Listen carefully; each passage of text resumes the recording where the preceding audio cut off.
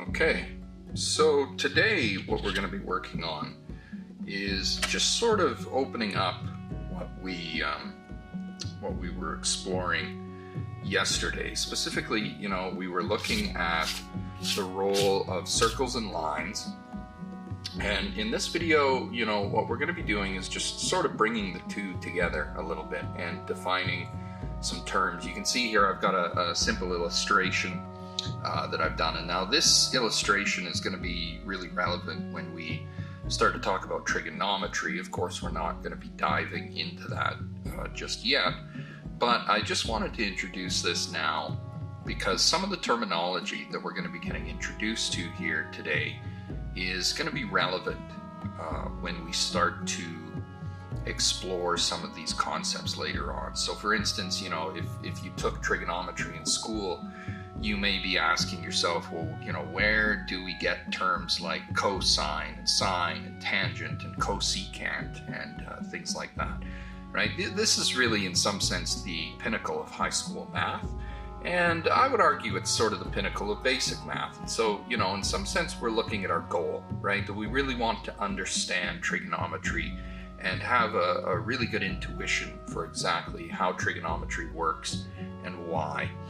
And so in this video, what we're going to be doing is, as I mentioned, we're going to be exploring some basic shapes. And I think I might introduce some practice on some sacred trigonometry things. Maybe we'll look at how to build a pentagram or a hexagram or something like that.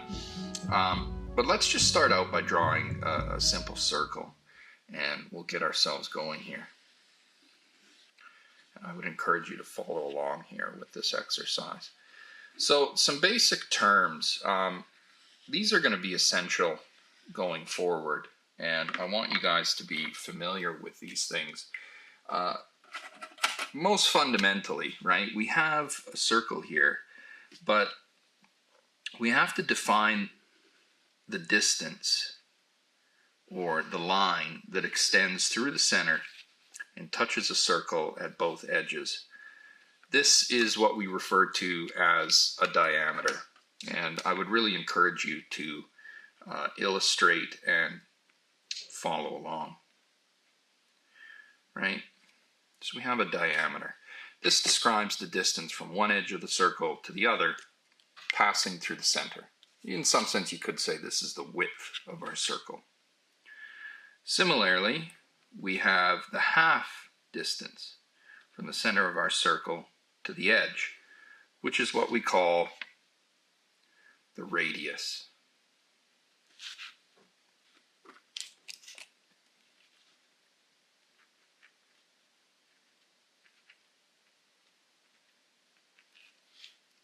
The radius. Now, these are the most common metrics that we're going to talk about when dealing with circles, but there's three others that I want to address as well. You can have, in addition to these, something called a chord, and you can find these illustrated on that poster that I shared with you guys in the previous lecture. Now, chord is not something that you're going to see very often. I like to think maybe of the string on a guitar, a guitar string or a guitar chord. And then you have a secant. Now, a secant is a line like a chord that extends through a circle but goes beyond its diameter. And by the way, that is another term that we really ought to introduce. I've already messed up my illustration here.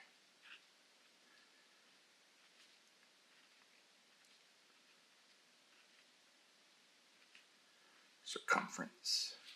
So the distance around the outside of the circle is our circumference. And then, in addition to these, we have a tangent.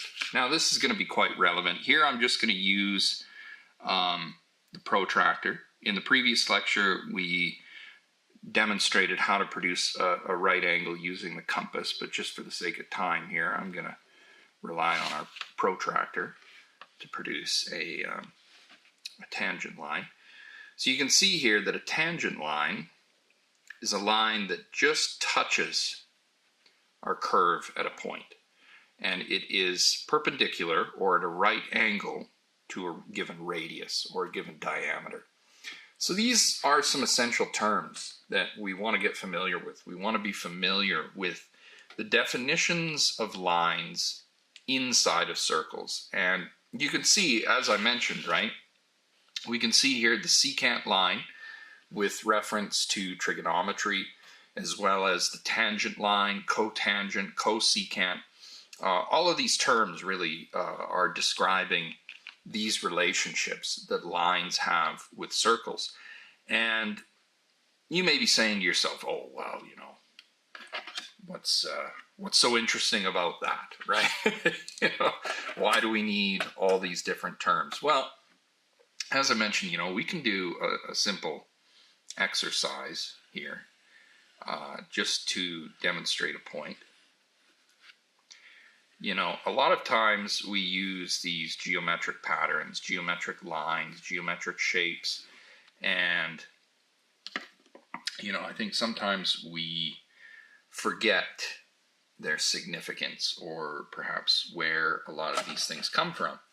So, for instance, let's, you know, have a little bit of fun with this and take ourselves away from, you know, I guess the formality a little bit. And we can draw for ourselves a pentagram using some geometric techniques. Now, you'll notice, you know, this symbol or this design shows up in a lot of different places. We see it on the American flag. We see it on the flags of many different nations. You know, you'll see it in occult films, movies, you know, diagrams, music videos. But ultimately, you know, what we're really interested in is figuring out how this design or how this geometric form was really first identified. Now, you'll notice here, I've drawn a circle, but I'm also working in a pencil. And that's because we're going to make a distinction. There's the lines that we want to keep, and then there are the lines that we're going to erase. So some of these lines we're only going to be using as tools to get us to the right locations, because ultimately what we're hoping to do is to split this circle into 5 equal parts. Now, you know, what we could do, like for instance, some divisions are fairly simple. Like for example, if we wanted to split this circle into 4 equal parts, all we would have to do is draw a perpendicular to our diameter, which I'll do here quickly, and then I'll erase it. Right? If we wanted to divide our circle into 4 equal parts, well, all we've got to do is draw a perpendicular line to the diameter, and then we come out with an equal 4-part division. So obviously, when we draw the circle, it starts out as a hole, so you have one whole circle. And then when you divide it in half using the diameter, you get 2 equal parts. And we're going to look at, in a later presentation, how to divide a circle into 3 equal parts. This involves the construction of an equilateral triangle. And that is, in fact, the first proposition in Euclid's 13 Elements, proposition number 1, how to draw an equilateral triangle. But the really, you know, the 4 equal part division, which we've done here, this is interesting, right? But it's not super challenging. You know, it's, you know, you're probably not super impressed with this, right? Simply drawing a cross and a circle. But hopefully you can appreciate, you know, that original technique I introduced of splitting the circle, you know, into equal parts here relies on this perpendicular. So I would encourage you, you know, follow along and draw this perpendicular using the technique that we learned in the previous video, just as I've demonstrated here. And so once you've got this 4 equal part circle like this, what we want to do is break this into 5. So we start with 4 equal divisions, and then we want to identify how do we get to 5 equal divisions. Now the way we do that is we trace out an arc on our diameter here, and we bisect or split in half our diameter.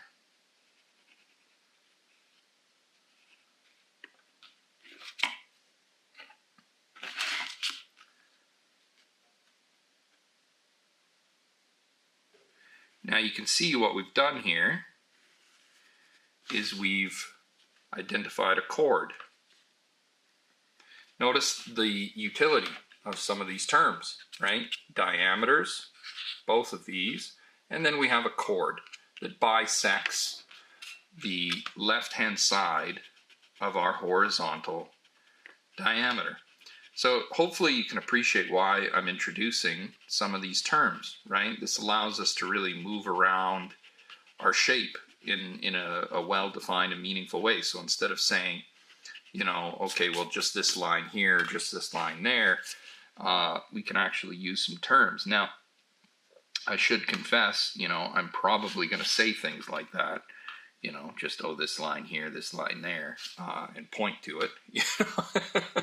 But, you know, ultimately, you know, you want to be able to talk about these things in a meaningful way. So now that we've bisected our diameter, what we want to do now is that we want to place our compass on this bisection point, extend the pencil lead to the circumference, and trace out a circle inside this bigger circle.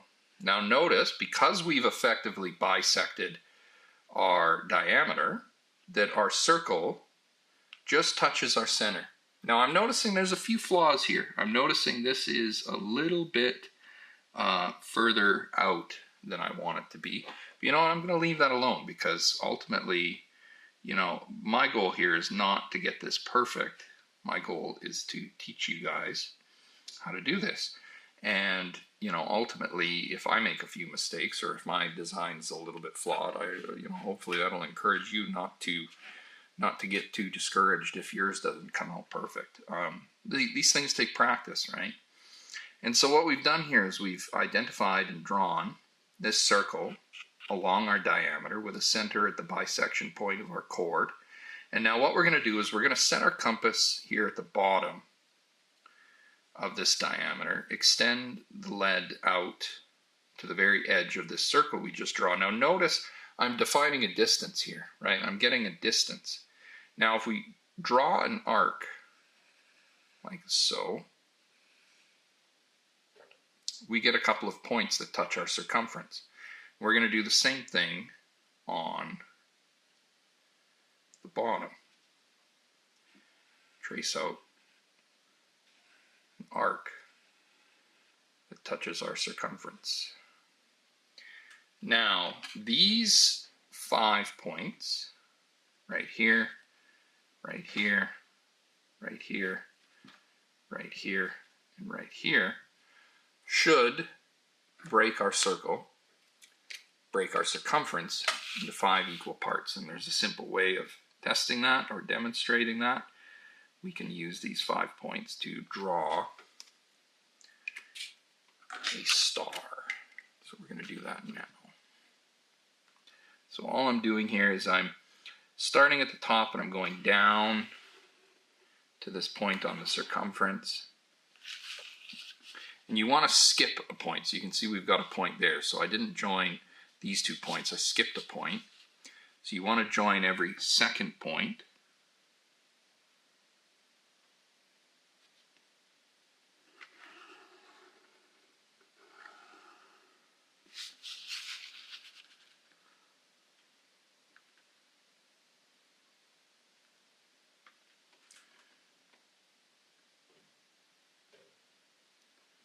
Now I'm just eyeing this up because this curve should match our diameter. So if I notice any difference between the parallel of the diameter in this chord, I'm actually going to adjust that chord, assuming that the fault is in my is in my arc.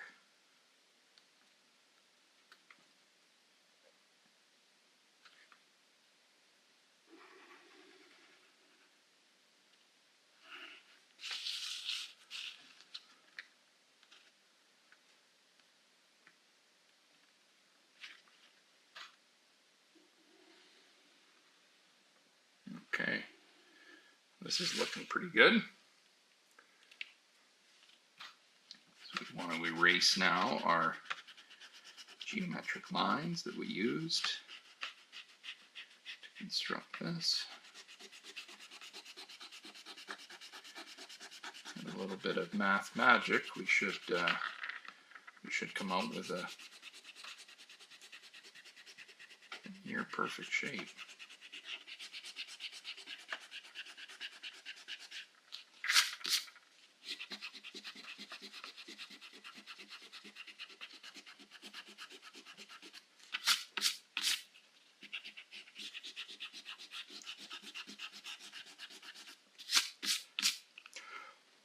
You know, I should mention I'm using these fine point Sharpies.